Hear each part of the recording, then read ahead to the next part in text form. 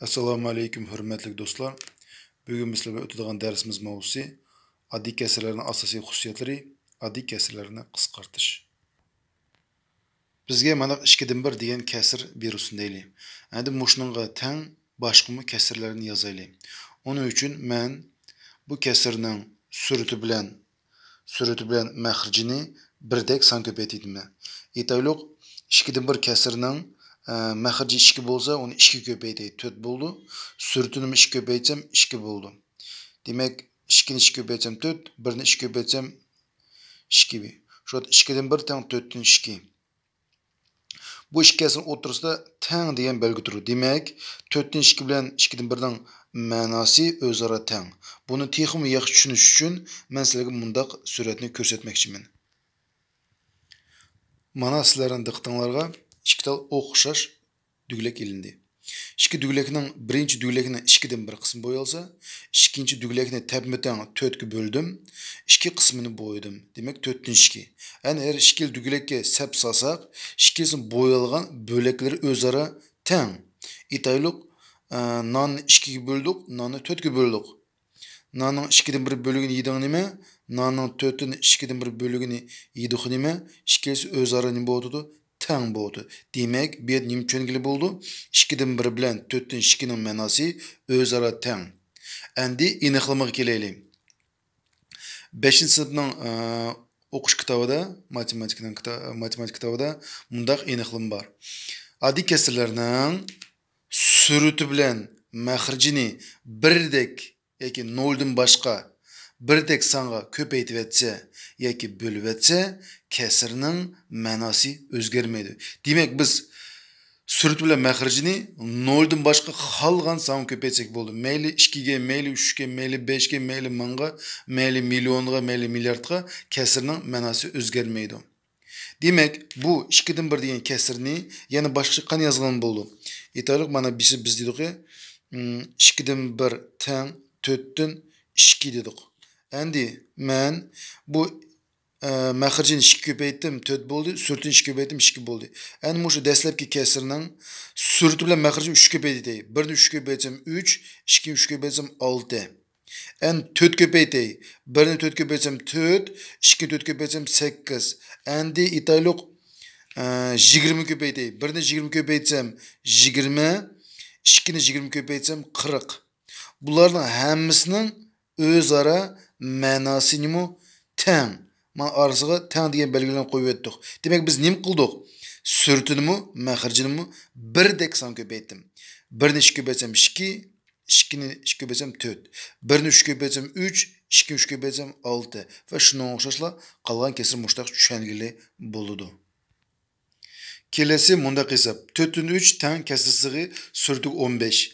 Endi buni bo'sh o'ringa yoki maxrijiga qandoq son yasak, bu ikki kesir ma'nosi o'zaro nima bo'ldi? Teng bo'ldi. Demak, biz o'ylanishimiz kerak. Biz boya aytib ketdik, aniqligida surati bilan maxrijini birdek son ko'paytsa, kesir ma'nosi o'zgarmaydi. Demak, o'ylaymiz. 3 ni qancha ko'paytsam 15 chiqadi? Albatta, 3 ni 5 ko'paytsam 15 chiqadi.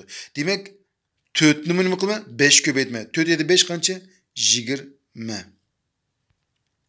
İkinci şunun qo'shilish misol 9 dan 3 teng kesir sig'i maxriji 3 deb biz qo'yibmi? Yani surati qancha yozma.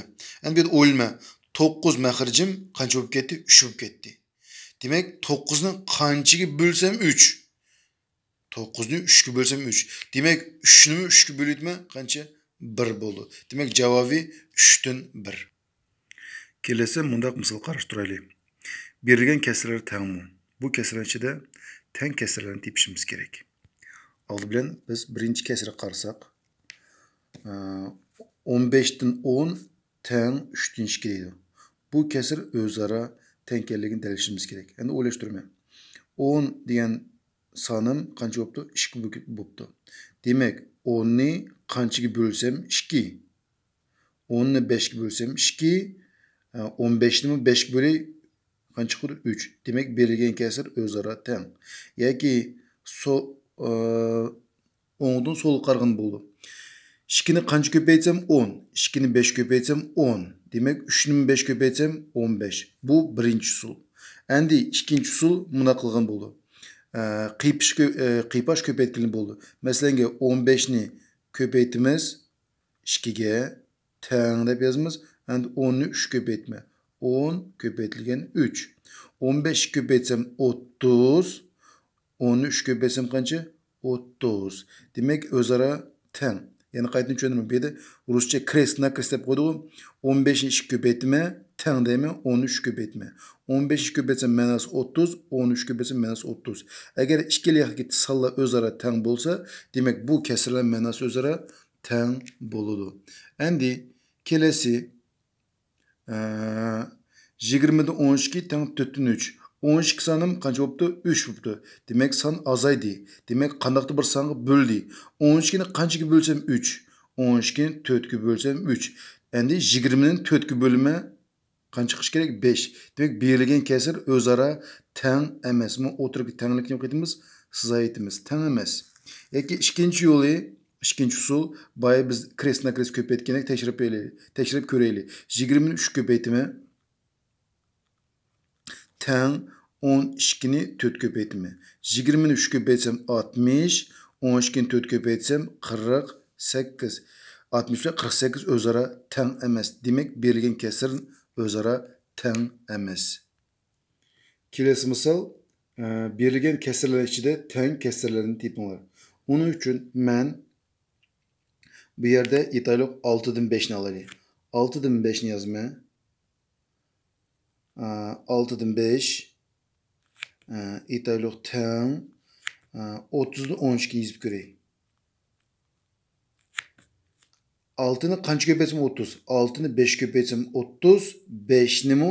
5 ko'paytsam qancha chiqacak? 25. Demak, berilgan kasr teng emas. Shunlashqa 6 dan 5 ni yozilib teng berilgan kasrlar ichida teng kasrni izlayman. Kelasi qancha? 20. 6 ni ko'payish kasrisi 20 degan son yo'q. Kelasi qancha? 18. 6 ni qancha ko'paytsam 18. 6 ni 3 ko'paytsam 18. Demak, 5 ni 3 ko'paytsam, 5 ni 3 ko'paytsam 15. Demak, 6 dan 5 ga 18 dan 15 o'zaro nima bo'ldi? Teng bo'ldi. Tekshirib ko'raylik. 18 ni 3 ga bo'lsam 6, 15 ni 3 ga bo'lsam 5. Kelasi 6 dan 5 ga 30 25 kelamdi. Durust. 6 ning ko'payish jadvalida 30 degan son bor. 6 7 5 qancha? 30. Yani 5 ni 5 ko'paytirchi. 5 7 5 25. Ha, undaq bo'lsa 30 dan 25 nimi ma'nosi o'zaro teng bo'ldi. Yoki boy degani biz krest-nakrest ko'paytsak bo'ldi. 30 ni 5 ko'paytaylik 150. 25 ni 6 ko'paytsak 150. Mana demak, ikkinchi usullarni tekshirib ko'rdik. Endi 6 dan 5 ga kelasi 5 ni 2 teng emas. Çünkü 6 ni ko'payish jadvalida 5 degan son yo'q. Endi bu yerda 2 deydi. 6 ni biz bilamiz 3 ga bo'lsak 2. Durustku? Biz boy ko'paytsak bo'ldi, bo'lsak bo'ldi. Endi 5 ni 3 ga bo'lishga bo'lmaydi. Shu sababdan bu oxirgi kasr o'zaro teng emas. Bizda qolib qolgan kasrlar 30 dan 12, 20 dan 10, 5 dan 2, 2 dan 1. Kelasi 30 dan 12 ni yozaylik. 30 dan 12 teng.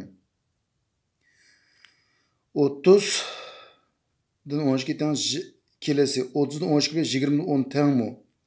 30 ni 10 ko'paytsam 300, 12 ni 20 ko'paytsam 240 teng emas. Kelasi 5 dan 2 deydi. 30 ni 2 ko'paytsam 60, 12 ni 5 ko'paytsam 60. Demek 5 dan 2 ga o'zaro teng. Yoki buni ikkinchi yo'li bunday tushungan bo'ladi. 12 ni 6 ga bo'lsam 2, 30 ni 6 ga bo'lsam 5. Kelasi 30 dan 12 bilan 2 dan 1 degan kasrni selishtirib bakalım.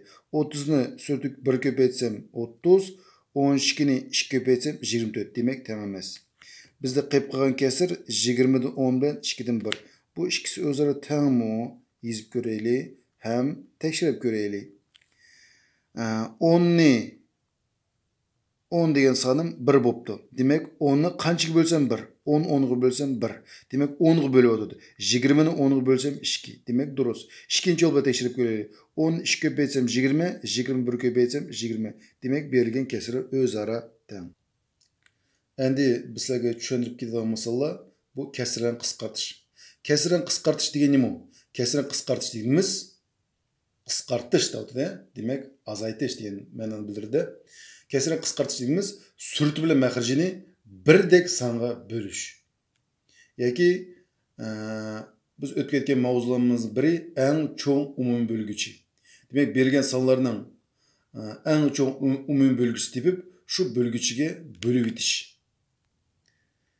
Aytaylik, mundaq misol, 20 dan 12 kesrini qisqartinglar.